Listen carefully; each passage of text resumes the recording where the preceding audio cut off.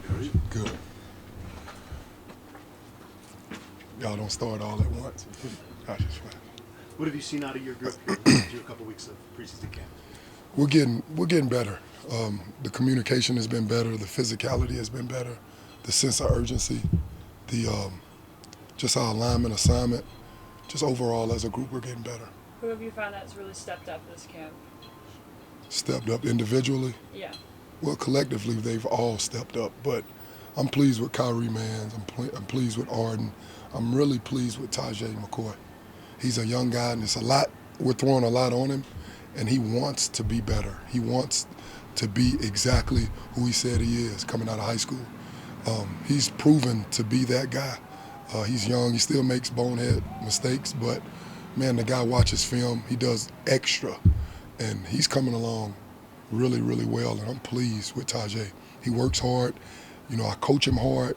He doesn't get in his feelings. He's like an old school type of kid in 2023, you know. He doesn't think about the things that doesn't matter. He only wants to get better at football, and I'm really pleased with him. Now, he has a long way to go, don't get me wrong, but he'll be a really good player in the future. Seems like you guys have a couple guys going back and forth working with you and Sal. What kind of what's that partnership like between you and him? Oh, Uncle Sal, man, he's great. You know, whenever he's not covering something, I can do it. You know, he'll send over some of the big ends. We'll work some technique stuff, surf drill, and just hand placement. We have some combo guys that can play bulk as well as D-line, you know, big end. So we want to make sure we're getting a variety of different drills, and they're hearing two different coaches say the same thing, you know. And we got our different styles of coaching, so that's good for them. You know, they'll come over with me. We do different things, you know. So that's been beneficial for a lot of those guys.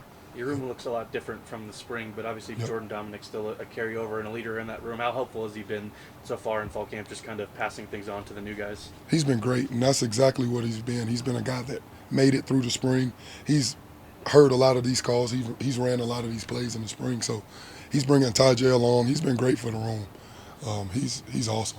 What have you seen from Derek McClendon so far? He's one of those guys that we've seen go back and forth Yep. a little bit, but just coming from Florida State, seems like he's got a lot to bring for you guys. Yep, he's got to get in better shape. We all do. That's one thing from this altitude, or what is it out here? I'm from South Georgia. Why is it so hard to breathe? You know, Thin air. man. So he needs to get in better shape, but he's going to be a player for us. And that's a lot of our guys' problem. We got to get in great shape, you know. Then we can communicate and run to the ball and do the things that we're asking them to do. But they got to get in great shape, and Derek's coming along. You know, the thin air shocked him at first, but he's getting used to it. You can tell. Is it similar with Savell? Obviously, he's a Yeah. former five-star recruit, but do you see Yeah. the flashes from him though? Absolutely, absolutely. A lot of it is getting in great shape, man. You know what I mean? Football is hard. If it was easy, all of us would do it. So we're asking a lot out of these guys. So let's start by getting in elite, tip-top shape, and then, man, you can be a better football player. You helped recruit Shane Cokes here. I'm curious what you remember about that evaluation He's process awesome. and just recruiting him to Boulder. Oh, what I remember about the process, I remember going in his house and sitting with his mom and dad, Mr. Sean, for about 6 hours.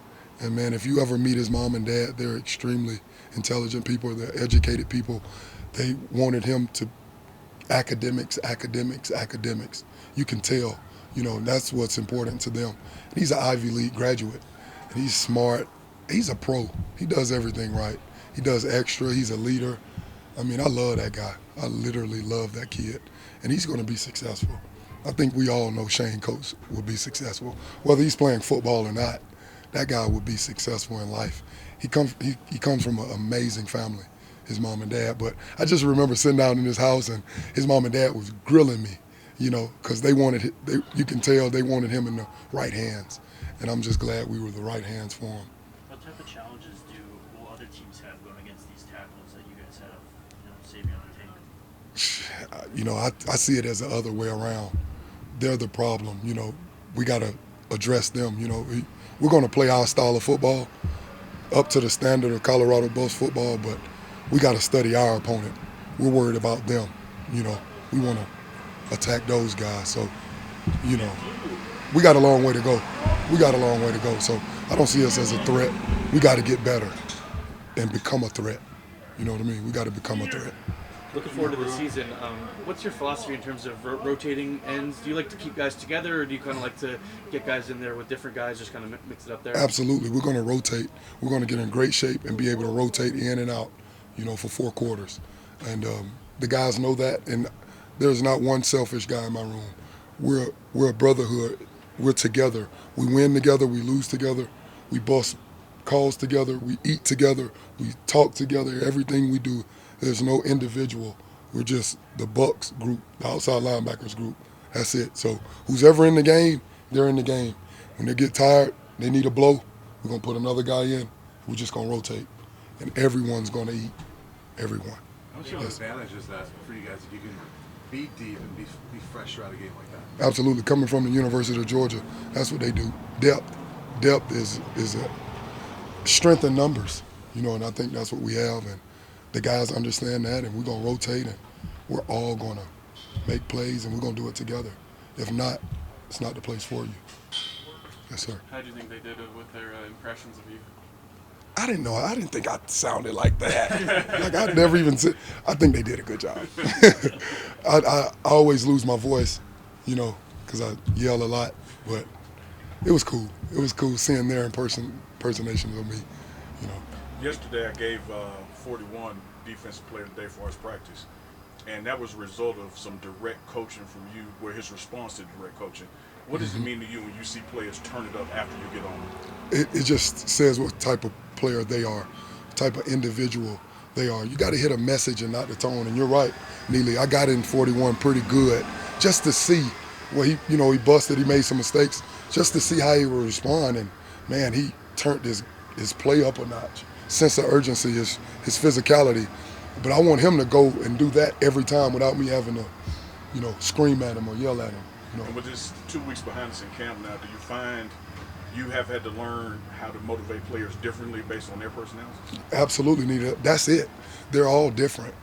Some guys, you only need just bring them along and they'll go. Some guys need a little toning up.